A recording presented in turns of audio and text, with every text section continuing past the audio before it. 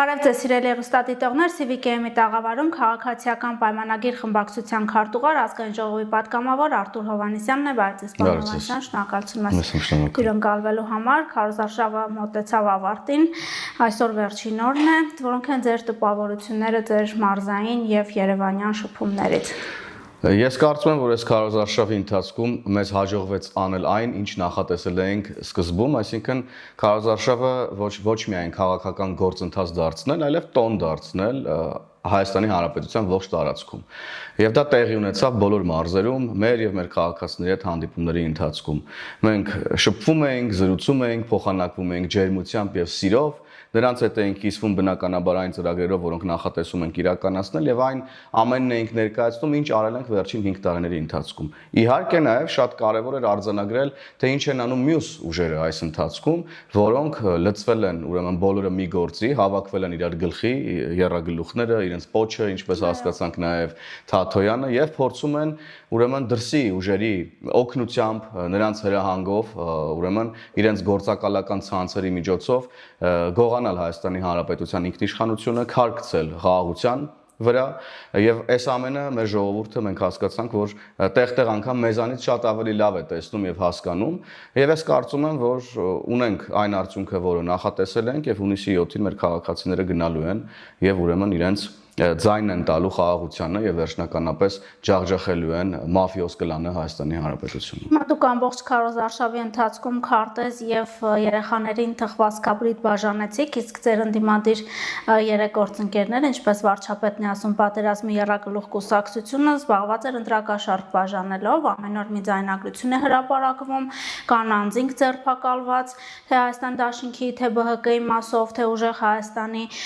դասած ես որևէ կերպ չի անհանգստացնում։ Ինձ շատ է անհանգստացնում, որ Հայաստանի Հանրապետությունում դեռևս կան շրջանակներ, կան քաղաքացիներ, որոնք գնում են նմանատիպ հանցագործությունների, կան մարդիկ, որոնց ուղեղը չի մտել, որ ուրեմն այդ բարքերը Հայաստանի Հանրապետությունում վերացած են։ Կան մարդիկ, որոնք չեն հասկանում, որ կարող է 10,000, 20,000, 30,000 դրամ հետ գցելու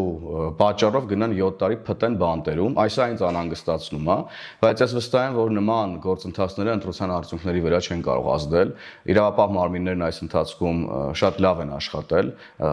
հրապարակվել են մի շարք ձայնագրություններ, բայց այդ տասնապատիկ նման ձայնագրություններ եւ նման օպերատիվ գործողություններ հայտնի չեն մեր հանրությանը, դրանք հրապարակված չեն, բայց գործընթացները տեղի են ունենում եւ դեռևս մենք ունենալու ենք բացահայտումներ ընտրական օրվանից հետո էլ, որովհետև փորձել են ըստ էության մեծ մասշտաբներով ընտրակաշառքներ բաժանել, մենք տեսնում ենք, որ կարկառուն դեմքերն են, ուրեմն ձերբակալվում, կալանավորվում եւ լծված է ուրեմն ողջ հանրապետական կուսակցության կլանը այս գործընթացում, որոնք ամեն կերպ սպասարկում են հենց ուժեղ Հայաստանին եւ ուժեղ Հայաստանի ռեբրենդինգն են ուրեմն հանդիսանում։ Բայց ես վստահ եմ, նորից վստահություն եմ հայտնում, որ նման ուրեմն այս process-ները չեն կարող ազդել ընտրության արդյունքների վրա, բայց սա մի կողմից նաև պետքա ստապեցնող կոչ լինի մեր մնացած բոլոր քաղաքացիներին, ովքեր օրինակ մտածում են, որ դե այսօր կարելի է չգնալ ընտրության, դե ես մեկա ոչինչ չեմ փոխում, դե մնացածը գնալու են, մենք չգնանք։ Դե հարցումները տեսանք, որ իշխանությունը մեկա հաղթելու է եւ խաղաղությունը ուրեմն չի պարտվի, իրենք մտածեն, որ դրա պատճառով կարող է գնան ընտրությունների, ոչ, այս ձայնագրությունները, նաև այն ձայնագրությունները, որոնք այն մասին են, որ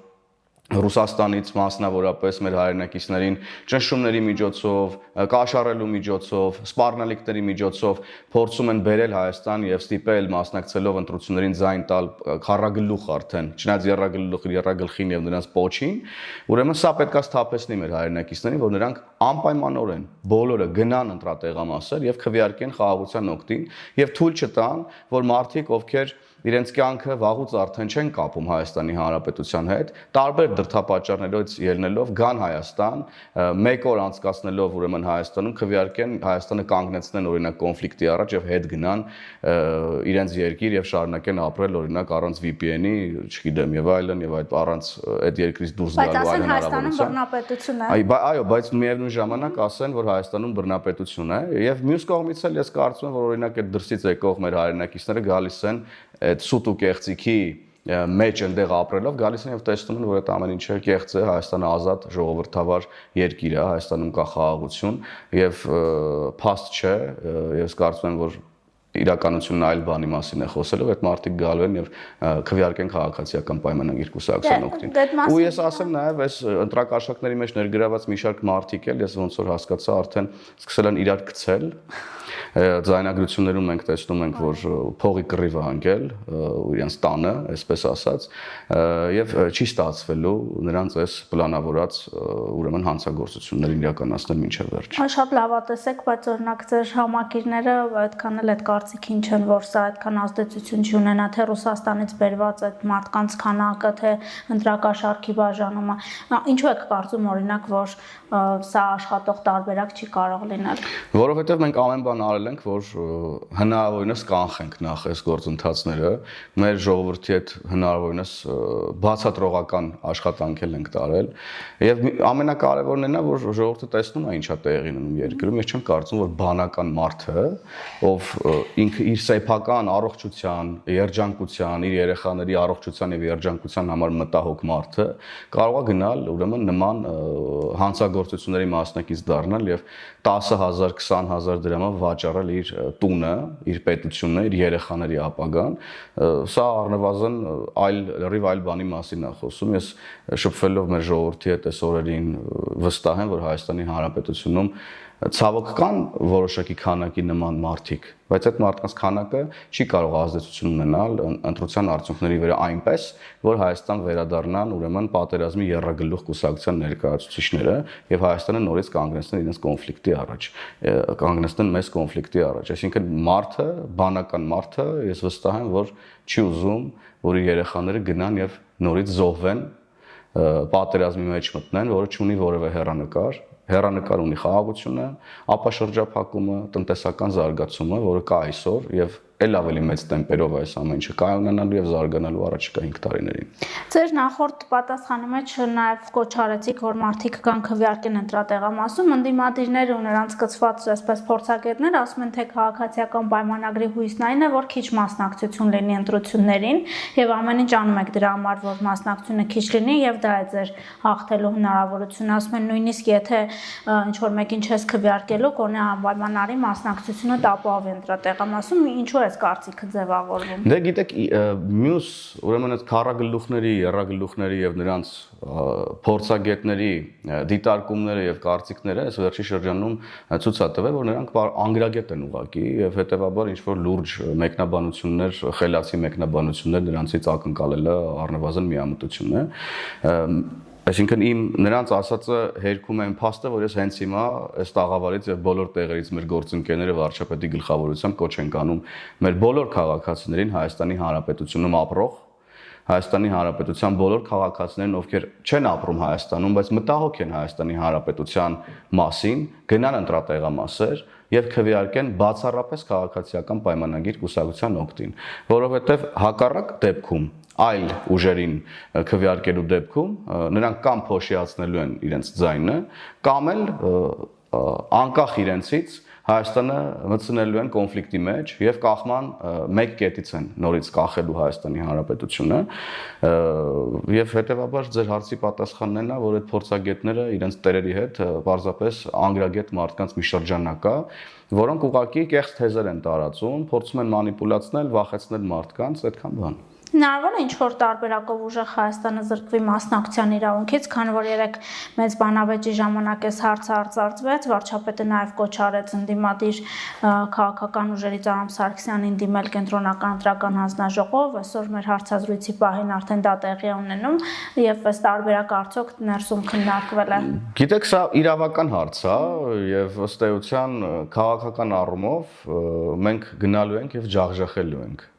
կալուգացի օլիգարխին կամ կալուգացի ագենտին ըստ էության։ Մեկին կմնար, որ դուք իրեն ջախջախեք։ Հայաստանի Հանրապետությունը ժողովրդավար երկիր է,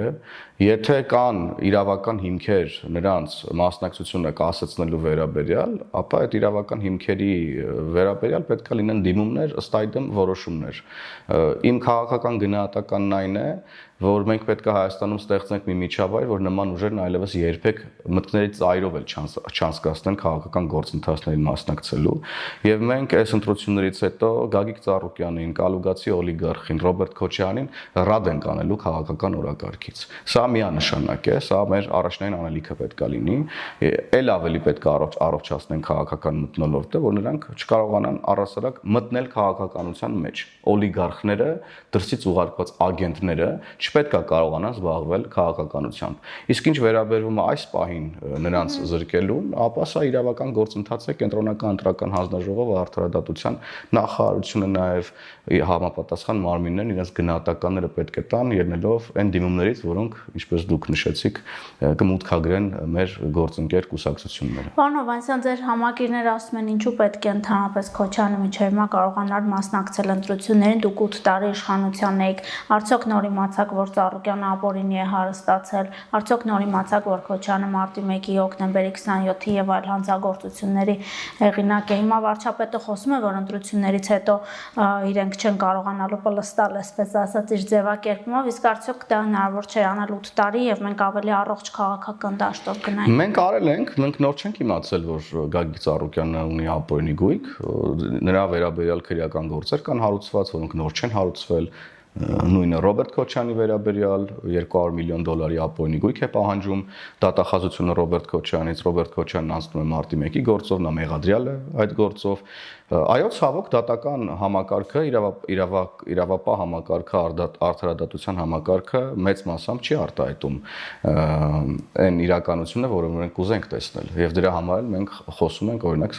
նոր սահմանադրության մասին։ Մենք արձանագրում ենք, որ կան դեռևս շատ անելիքներ դատական համակարգում։ Մենք արձանագրում ենք, որ դատական համակարգում դեռևս ուրեմն կա մաֆիոզ կլանների ներկայացուցիչներ, որոնք այս կամ այն կերպ ազդում են դրա չառողջացման, վրա եւ դրանով է պայմանավորված, որ մեր ցանկալի արդյունքները դեռևս չեն գրանցել։ Պայմանավորված է նաեւ նախորդ 8 տարիների տեղի ունեցավ մի շարք քաղաքական եւ ոչ միայն քաղաքական ճգնաժամերով։ Այսինքն կան բոլոր հարցերի բացատրությունները, հիմա որքանով են դրանք օբյեկտիվ եւ սուբյեկտիվ, գնահատականը կտա մեր քաղաքացին նաեւ այս ընտրություններով։ Բայց որևէ մեկը չի ասել, որ մենք նոր ենք հիշել որևէ մեկի մասին, առնվազն տարիներ շարունակ քրեական գործերը ընթանում են, քրեական գործերը մարդիկ կալանավորվել են, ինչ-որ փուլում ձերբակալվել են, դատական որոշումներ են տեղի ունեցել, որոնք հիմա մեր սրտով են, մեր սրտով չեն, բայց դրանք դատական որոշումներ են, որոնք ուրեմն իրավունքի մասին են եւ ոչ թե քաղաքական որոշման։ Եթե խոսենք մեր ցանկությունների մասին, ապա ես կարծում եմ մեր աջակիցներից, մեր քաղաքացիներից ավելի շատ մենք ենք ուզում Ռոբերտ Քոչարյանին տեսնել Բերդում, բայց ամեն բան տեղի է ունենալու իրավունքի տիրույթում եւ մենք երբեք չենք շրջանցելու իրավունքի, ինչպես Ռոբերտ Քոչարյանն է շրջանցել եւ իր տարիների նման քաղաքական սպանություններ Հայաստանի Հանրապետությունում տեղի չեն ունենալու, գործեր չեն կարվելու մարդկանց վրա,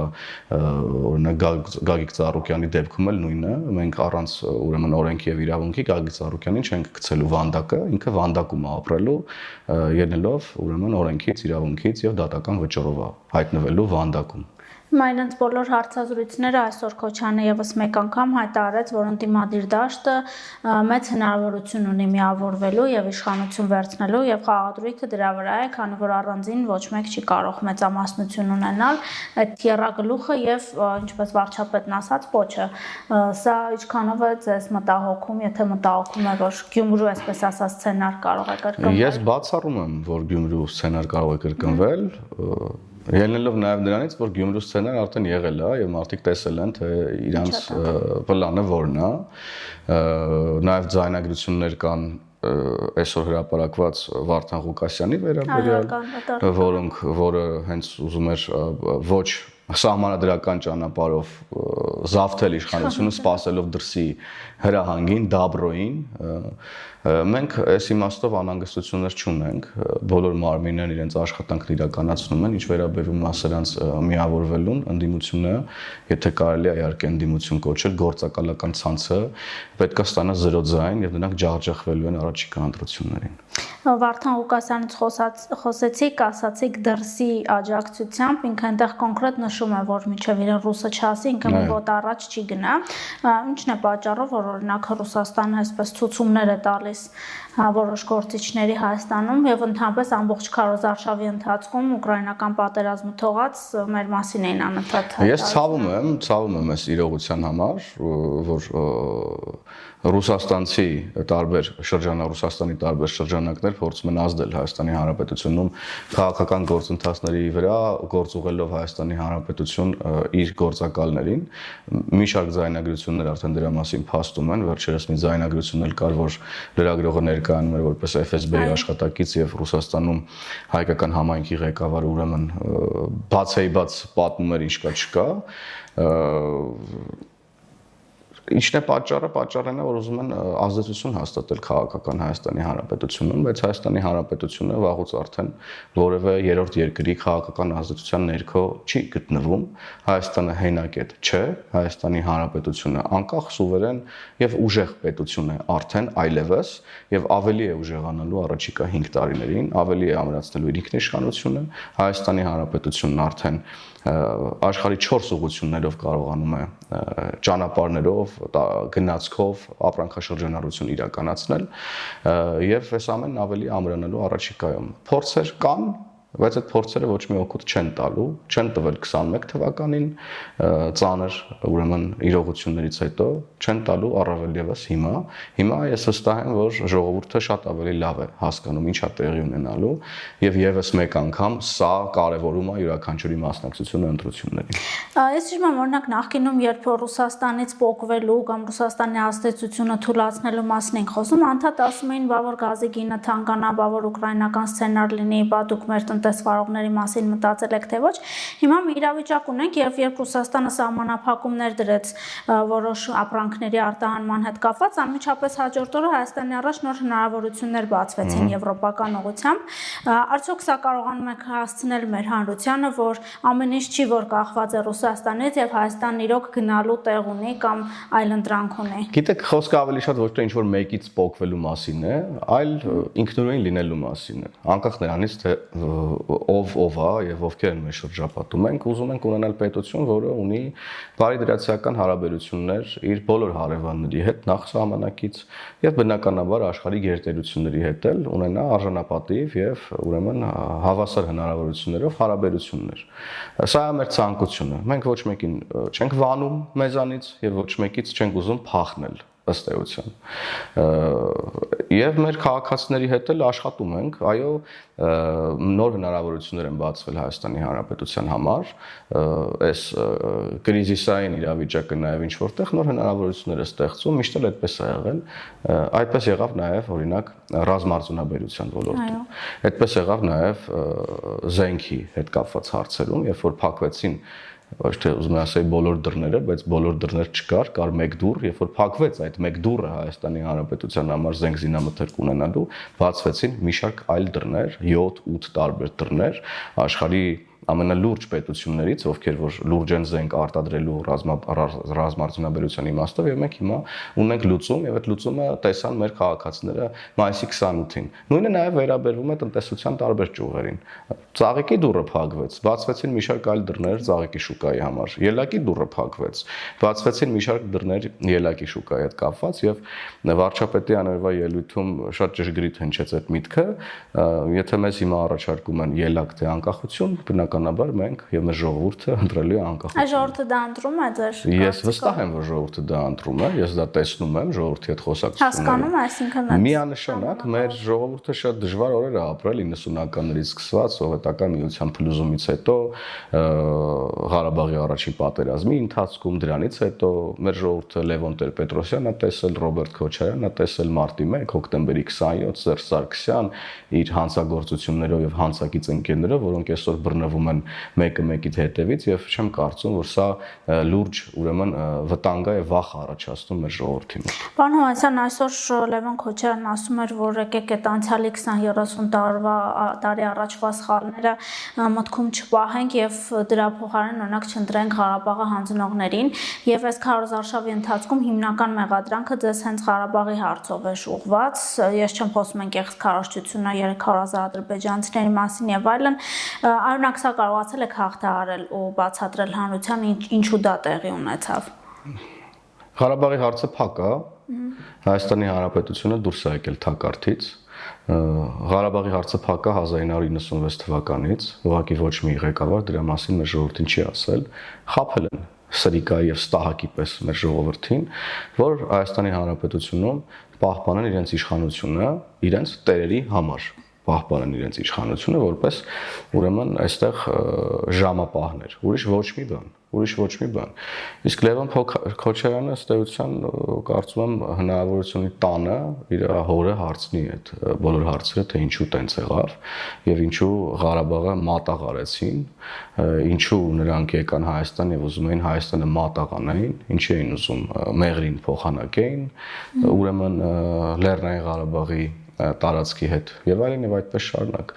եւ ես չեմ կարծում որ Լևոն Քոչարյանը ընդհանրապես այս իրականության մեջ ինչ-որ հարցադրումներ կամ կոչեր անելու բարոյական իրավունք ունի տունը նստած է այն գլխավոր մեղադրյալը ով օրոք հոկտեմբերի 27-ը եղել մարտի 1-ը եղել ով փորձել է Մեղրին փոխանակի ով Ղարաբաղից եկել է Հայաստան եւ փորձել է նորից եմ ասում Հայաստանը ոչ թե փորձել է այլ Հայաստանը դրել է զոհասեղանին ինչի հետևանքները մենք մինչև վերջին տարիները զգում էինք, բայց մենք դուրս ենք եկել այդ ամեն ինչից։ Ամփոփելով ԿՊ-ի հույսը այս ընտրությունները որն է ունենալ պարզապես մեծամասնություն, թե հնարավոր է նաև սահմանադրական մեծամասնություն, ինչի եք դուք պատրաստ։ Նախ մեր հույսը Հայաստանի Հանրապետության ժողովուրդն է, եւ մենք գնում ենք սահմանադրական մեծամասնություն վերցնելու ազգային ժողովում, որ ավելի մեծ տեմպերով Հայաստանի Հանրապետությունը տանենք զարգացման եւ ունենանք պետություն, կայացած հզոր պետություն, որը սերնդեսերունդ կժառանգենք մեր ուրեմն սերունդներին։ Շնորհակալություն պարոն Հովհաննիսյան, հիշեցնեմ, որ CVK-ի տաղավարում հյուրընկալել է քաղաքացիական պայմանագիր խմբակցության քարտուղար ազգային ժողովի պատգամավոր Արտուր Հովհաննիսյանին, կհանդիպենք։ Հավանիչ տեսանյութը եւ բաժանորդագրվիչ նորությունները բաց չթողնելու համար